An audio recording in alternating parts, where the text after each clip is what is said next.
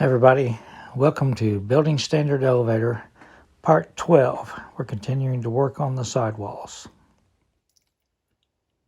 So if you remember what we left off with last week, I had made a cardboard template of the walls, and I thought, the doors just seemed too small. So they were, so I went ahead and I worked on the template. This is rough, obviously, but now I'm pretty happy with the way the doors look in relation to the rest of the building. I say it every video, this isn't really a scale model because I don't know all the dimensions of these things. I'm just trying to capture the flavor of the building. I think that the doors, the way it looks to me, they were sliding doors. They probably were steel, but they were painted, and it looks like all the sliding apparatus or the hanging part was on the inside. So I've just got a couple pieces of cardboard that I cut out and glued together, and that would represent, I think that would represent the sliding door. So I'm going to try that on the real model as well. These windows are just stuck in there. Word about the windows. The windows, if you just put the windows into the white styrene like this and then paint everything, the windows will come out a different color than the rest of the building. I learned the hard way. So I'm going to take the windows and paint them first, paint them white. And I'm not really worried if I get a full coverage on them, but they need, and that way when I paint the whole building gray, everything will be the same shade, because the building looked like it was all painted with the same, probably super cheap, gray house paint or whatever. Everything was the same shade on everything. There wasn't any decoration on it at all. So I've taken this. So this is actually my wall. That's going to be here. You notice that the scribe line in the middle. So that represents, it's the difference between the first and second floor, but I can't tell really what it is on the building. So let's look at the building again, just to show you what I'm talking about.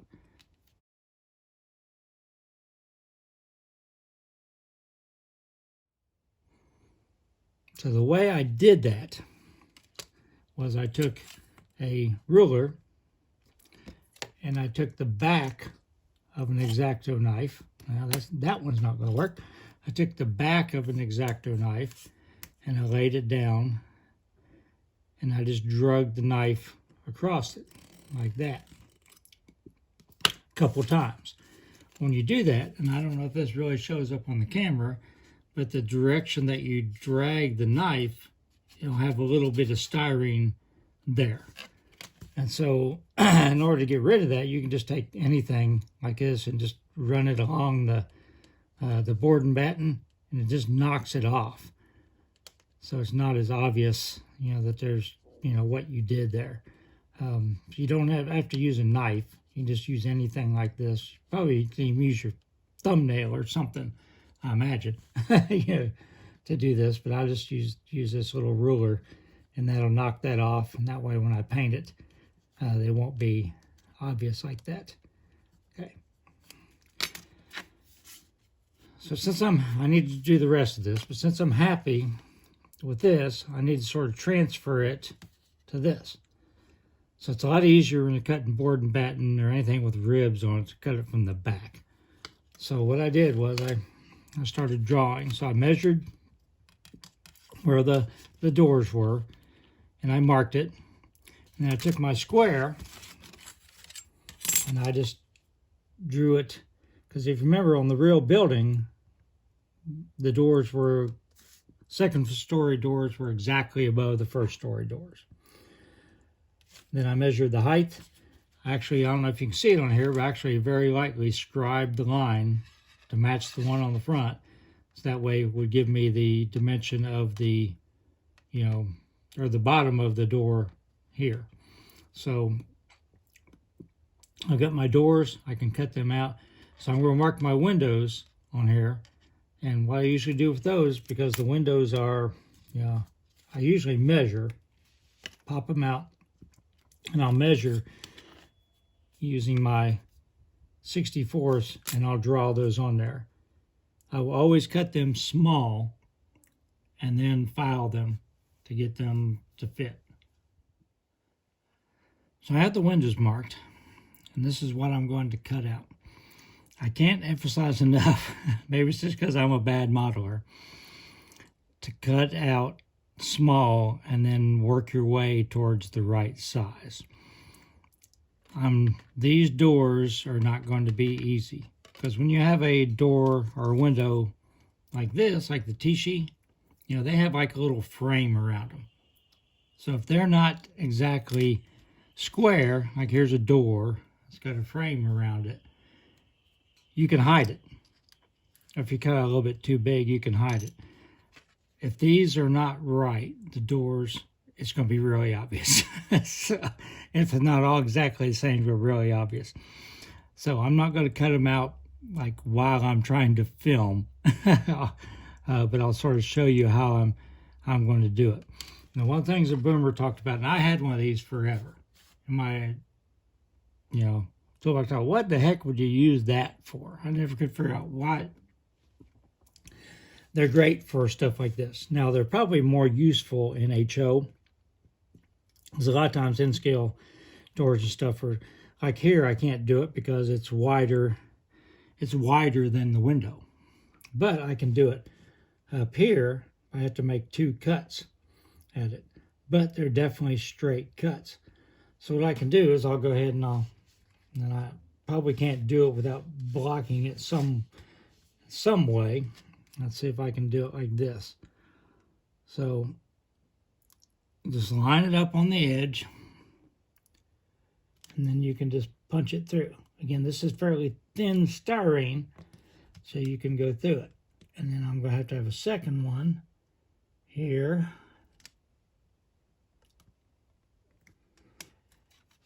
And then I don't think I went all the way through it. That's okay, you know that.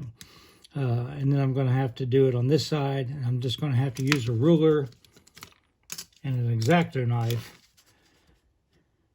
to cut these out. You know, so I sort of wish they made these wider. I get a real wide one. Now, you know, Boomer, he uses the big, like, box cutter type knives. He doesn't use these like number 11 blades. He uses the box cutter. I can't argue with his results, but in N-scale, I wouldn't want to use the box cutter for that. I'd rather use the number 11. So I'm going to I'll cut out one window and one door, and I'll show you how I sort of finish them.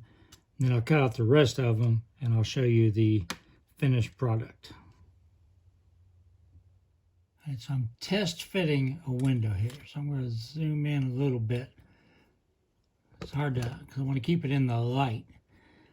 So it is not level. It's okay. I want to, it doesn't matter if the hole is completely square as long as your window frame will cover it. I don't have that luxury on the doors, unfortunately. Another thing is, I almost cut this out too big. There's a gap here. But because the window is, got this frame around it, I'm going to be okay. I do need to square it up just a little bit. And on board and batten, it's real obvious because you can see that the frame is not parallel to the batten. So the top needs to go that way, just a hair.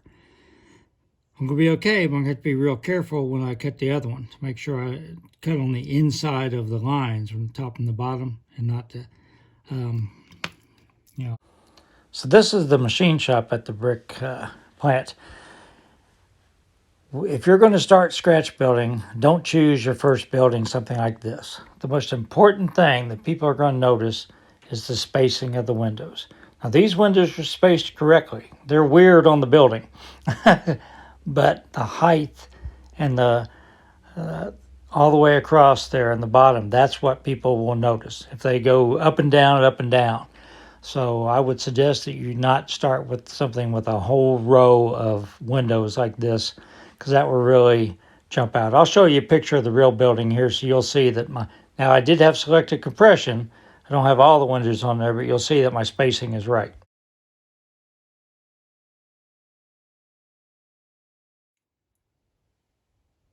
This is my first window and my first door. So I'll cut the rest of them out off camera. Another really good tool, and I need to get more of these, is this is a wide thing. Because when you're cutting out something that big, if you try to sand it flat with something this, narrow, you could cut grooves in it. If you use something like, gosh, I just had the file in my hand. If you use something like like this, that's that you could, if you go overboard, you can cut a groove in it. So if you have something wide that fits in the whole thing, you're a lot more likely to get it smooth. I can't remember where I got this. I think I got it at the hobby shop. I think you can also just get them like at at grocery stores, like in the nail care. If you go back and read the comments on my video about tools I use, somebody put in there, and I can't remember who it was, if it was Gene or somebody talked about where they get these, pack of 20 really cheap. And you can tell mine is sort of almost worn out, so I need to get some more. Let me cut out the rest of them, clean it up, and then I'll show you what I've got, and that'll probably end the video for this week. In the meantime, what I'll do is I'll paint the windows, everything that I'm going to put on the building. I'll go ahead and paint them white because I need to cut the windows in the end walls too, and that's going to be the same process. So this is how the windows look. I had 2 light coats of Tamiya flat white paint. Again, you don't have to worry about them looking perfect, but this white will make, when you paint the whole building gray or whatever color you paint it, it will make it be the same color. Of course, if you're going to paint it like a dark color, you probably don't need to do this, but the gray will not cover the gray of the windows without this base coat. Okay, it's the 3rd time I filmed this. Before I forget it, again, Jack Henninger was the viewer who told me about these things. One of his favorite tools. They're really cheap, and you can get them in big packs of 20 or 30 or something like at a grocery store. So, apologize for that, Jack. I wanted to get it right. So I've got the 2 windows glued in. I painted them white. You can see they're still not as white as the rest of the building, but that's okay. When I paint the gray over them now, they'll blend in. I've got 3 of the doors in. All I did for the doors, again, these are sliding doors. The mechanism is on the inside, as far as I can tell, is I just used scrap styrene, and I just glued them in place. I spaced this one up a little bit because I think I'm going to put a floor in the building. I think I'm going to put a light inside and leave this door open where you can see a little bit inside it. So I'll have a floor I'll scribe like it's a wood floor maybe. I have a couple of pallets because they sold dog food and things like that at this grain elevator. Don't know if you'll ever see this side of the building because the tracks are on the other side, but that's just an exercise in modeling. I am going to have to, since you can see my finger probably through that, paint the inside of the walls, because if I do put a light in there, you'll be able to see through it. This styrene's pretty thin. Besides that, I don't think there's anything else I need to tell you. Next week we will, now I've already got this wall cut out. It's going to go like this, but we need to cut this wall that's going to go on up, the garrison that's going to go on up. So I need to, and it has 3 windows in it. So I'll be making that wall next week. Then we'll be pretty much ready to put the basic building together. The back wall, I'll just show you. This is the back wall. You say, why is that door there? Well, I put that door there just as a practice for making these doors because it's going to get covered up. If you remember, there's a little building, 1-story building that comes up above it with a, so that's going to get covered up. But probably the original building did have doors in it, I imagine. But that's what that door is there for. So we're just about ready to start putting it together. We'll work on the garrison wall next week. So let me leave you real quick with a couple of short videos of Chance and Jazzy, just so I haven't showed them to you in a while. That's a cool sort of drizzly evening, but we're walking chance. That's what he loves to do. This is typically what he does. Once he gets going, he can trot pretty good pace. I can hardly keep up with him, but he does a lot of sniffing. So I'll show you Jazzy next. He's done good. So here's Jazzy, and she's part husky. Oh, there she goes. Come here, Jazzy. Come here. Oh, yes. Come here. Come here. She's my baby. Everybody loves Jazzy. She's the neighborhood dog. So anyhow, just Chance and Jazzy both doing good. Everybody stay safe.